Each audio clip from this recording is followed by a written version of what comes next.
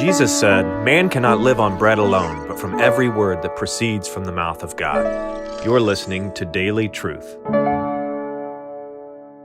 That's one of the beauties about God. God is not cruel.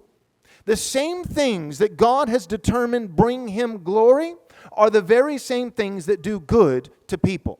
God has not pitted his glory and the good of mankind against one another, so that if we do what he commands, it would lend towards our own demise. That is a false dichotomy. That is a lie. That is an indictment of the character of God that says that he is cruel. Let me give you one practical example of this, because I don't want to just speak in theoretical terms. The idea of overpopulation, which has been, that we've been beating that drum for a long time, taking our cues from well-rounded, reasonable, seasoned veterans, right? No, from 16-year-old girls named Greta Thunberg, okay? That's literally, Isaiah says, one of the signs that a nation is under judgment is when kids are their leaders. I hope that Greta doesn't defriend me on Facebook. Really? That's how you're going to determine policy for a nation? Okay, great. All right, but here's the deal. So that's what we're doing. We're saying we need to depopulate, we need to slow down. No. What that assumes is this. It assumes that when God says, be fruitful and multiply, that God, when he gave that commandment, he was twiddling his fingers behind a veiled curtain, laughing, saying, I just gave mankind the very decree that will end in their demise. That's not who God is. God is not cruel.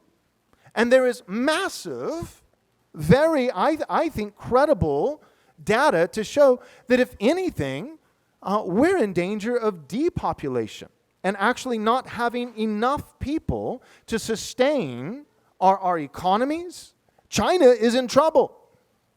I know that we're all afraid of China, but China's one-child policy in direct rebellion against God will be their demise.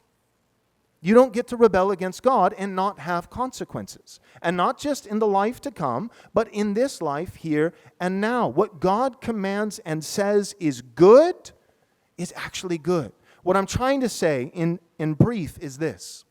The commandments of God are not only the morally right thing, but they are also the practically good thing.